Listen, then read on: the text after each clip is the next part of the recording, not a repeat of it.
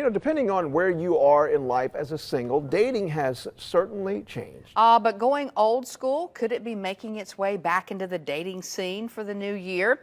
And are people growing tired of relying on those apps to make a love connection? UAB psychologist Dr. Josh Klapow, Tony Kurre join us this morning to talk about the dating scene in 2024. I would just say up front, when we have our meetings and we work with some of the younger kids who are dating, it has been all about the apps for a very long time. Yeah, well, it seems that way. But if you're talking about old school, I mean, so what are you doing? You stretching the phone cord around to the kitchen there to, hey, what are you doing? Is that no? Close the bedroom door, yeah. Yeah. I'll be off the phone in a minute, Mom. Yeah. Still living down in the basement. No, I think like everything in life, it's cyclical, right? And I think we're getting back to the point where, we don't have the rotary phone anymore. But I do think actually talking to each other when we're sitting across the table as opposed to text each other, I think that's kind of on the way out a little bit. You think so? Yeah, because I think we're trying the dating thing, and I think it's been more of a sport.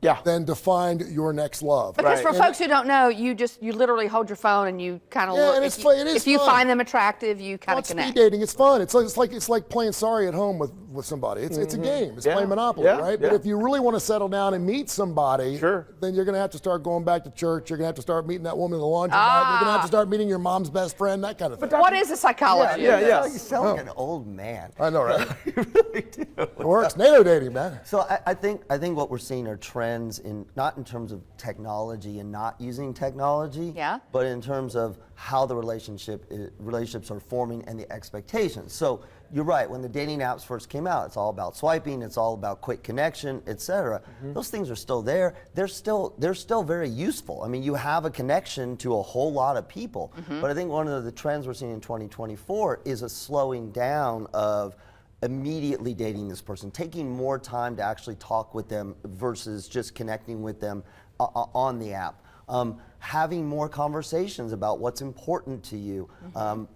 Big focus Deeper on conversations, deeper right? conversation. Big focus on personal mental health. This is a very generational change. And so I think that 20 to 30-year-old group is really looking at, what do I want out of the relationship, not just who am I going out with. So again, I think we saw a quick take up in technology, and now we're seeing more of a return to the values. All right, I'm not going to name her, but we have one of our younger producers in the studio right now. Okay. So I'm just going to ask her. I'm looking across. She's sitting right over there.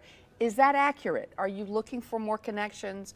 Is your generation getting kind of tired of the apps? Oh yeah. She says yes. She says yes. So that's. Yeah. But I think one of the things we have to remember is, whether it's the apps or not apps, the technology is allowing for for more connection. I'm not saying that people are not looking in other places. Yeah. And that's the thing is the technology puts you in contact with, and it's an option for you. I think you're actually finding somebody through the app, but not finding them through the app. Yes. You're using the app to learn some things about the way you date. That was Mike's other question. And now all of a sudden, you may not meet someone through the app. It's a content. Go ahead. So, but let me ask you this, though. Are the apps creating a situation where there's too much in the field? You're always thinking, the grass is greener. Yes. Well, I'm not going to settle on this person. Oh, there's another one, too many choices. It is, and I think that's why you're seeing people say, okay, the apps are there, it's giving me all these people, but I need to steer the ship a little better.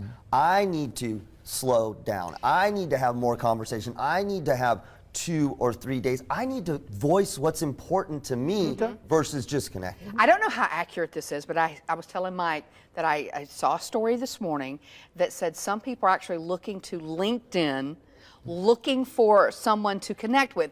LinkedIn, for folks who don't know, that's basically a business. It used to be. Where people go look to hire people for jobs. It has become, it's a fascinating, I mean, again, why are people What do you make of that? Well, why are people doing this? They're looking for places to find the right person. And LinkedIn is really interesting because it's professional focused. It's, here's who I am, here's what I do. I'll be honest with you, I have gotten, probably in the last year, more LinkedIn personal requests than I ever would have imagined. We find a lot of love in the workplace. Yes. Well, it used to be, it happened all the time. What about old school classmates, reunited and it feels so good? We're seeing that.